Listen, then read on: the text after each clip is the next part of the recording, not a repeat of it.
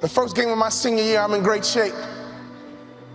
But unfortunately, I broke my foot. I had never been hurt a day in my life. My very first game, I broke my foot. I threw me a pity party. My trainer came to me and says, Walter, we can get you back for the Big Ten season. We can get you back, son. We can get you right back in 5 weeks. I said, Roger, when I come out of surgery, I want you to take me to the stationary bike, put me on the bike and take my cast to the pedal. But Walter, when you come out of surgery, you're gonna be on morphine and you won't feel like it. Go back and rest. I said, Roger, I don't have time to rest. Can you do that favor for me? Can you take me to the stationary bike, put me on the bike and take my cast to the pedal? As soon as surgery was over, he carried me to the stationary bike, put me on that bike and he take my cast to the pedal, and I had a customary workout that was symbolic that I don't have time to rest. I had tears in my eyes as I pedaled that bike, and I thought to myself, I can't quit. I can't give up. I came back in 6 weeks. We playing against the Ohio State Buckeyes on national TV. They had a guy named Jimmy Jackson at that time.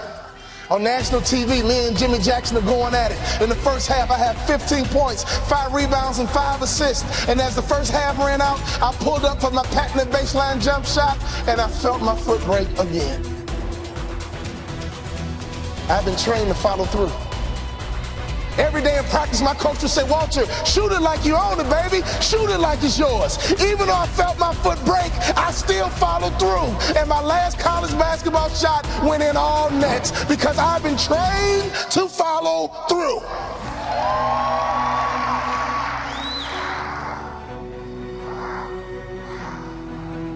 You have to be disciplined every single day and train yourself to follow through on all your fundamentals, and that's how you're going to be successful. You have to do it when you don't feel like it. You have to do it when you feel discouraged. You have to do it when you don't feel healthy. You have to do it when you're under the weather. Every single day, you have to train yourself to focus and commit to your business and follow through.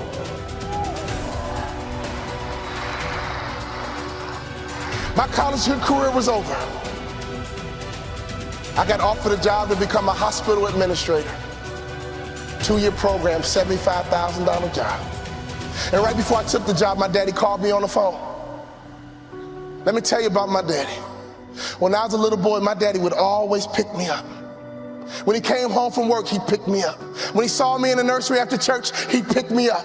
No matter how long he worked, no matter how tired he was, my daddy would always pick me up. So when I had my kids, I would always pick up my kids. When I got home, sometimes I was tired. They have a bottle in one hand, and they just lifted up the other hand, and they knew what daddy was supposed to do. My job was to pick them up. This is a spiritual interaction. When you pick up a child, it is a spiritual transaction. When you pick up a child, you change their perspective. When you pick up a child, all of a sudden they can see the world the way you see it. I don't care what your children have done, there is nothing they can do for you to stop picking them up. Well, my daughter's a drug addict, I don't care, pick her up. My son messes up, I don't care, pick him up. I don't care. You pick them up. That is your job, mama.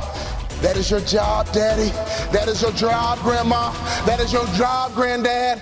Your number one job is to pick them up and change their perspective.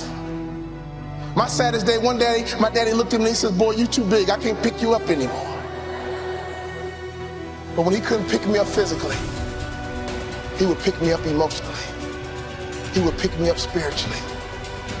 I had a great dad because he would always pick me up. He would always change my perspective. So my daddy called me on the phone, he asked me a question. He said, son, you had a tough year, what's next? I said, Dad, I'm gonna be a hospital administrator. He said, not bad, but let me ask you a question, son. Do you believe you're an NBA player? You can't outproduce your self-image, son. If you don't think so, go take the job. But if you believe you're an NBA player, go for it. My dad had the self-control and discipline and waited for my answer. And my answer was yes. You're right, Dad. I can't work the rest of my life. But playing in the NBA is a dream I've had ever since I was a little boy. He said, go for it, son. I limped back into my coach's office with a cast on my foot. I said, Coach, what do I need to do to play in the NBA? I asked that question 4 years in a row. With tears in his eyes, he said, son, when I recruited you, I heard you was a mama's boy. But I'm here to tell you, you're just like your daddy. But what do I need to do to play in the NBA? He said, do two things you can play in the NBA. Lose 20 pounds and shoot a three-point shot with range, you can play in the NBA. I think you should be a motivational speaker, son, but if you lose 20 pounds and shoot a three-point shot with range, you can play in the NBA. I lost 20 pounds, and every day I would shoot 500 shots a day, every single day. I got invited to training camp with the Dallas Mavericks, and not only did I make the team, I became the first ever undrafted rookie free agent in the history of the Dallas Mavericks to start opening night. Could you imagine what was going through my mind? I had not started a basketball game since high school. I got to the arena and they dimmed the lights and they put the spotlight right on me. Right through the spotlight, I saw my mom, my dad, and all my brothers and sisters. They surprised me at the game. Then I saw my dad. And I just pumped my fist. And he pumped his fist. And tears streamed down my face. Thank you for all those timeouts. Thank you for making sure I was always home when the streetlights came on.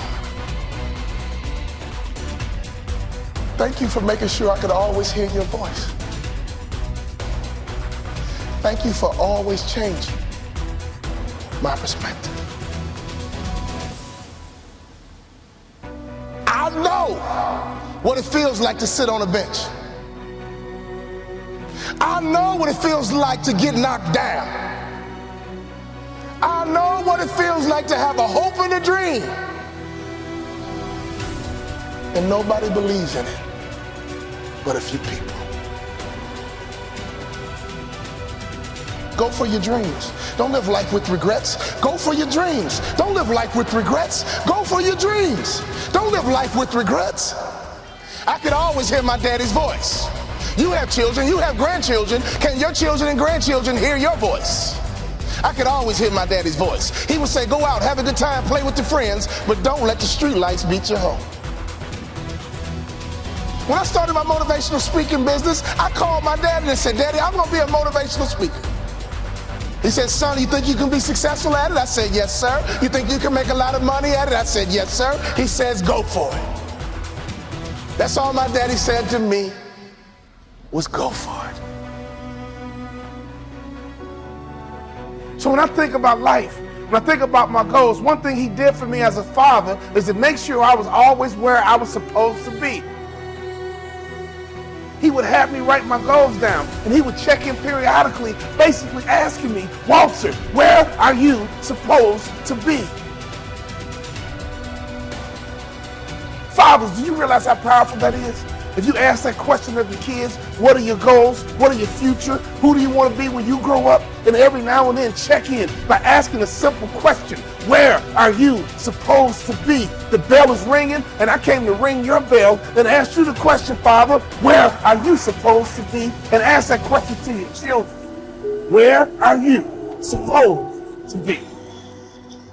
And don't you quit until you're number one.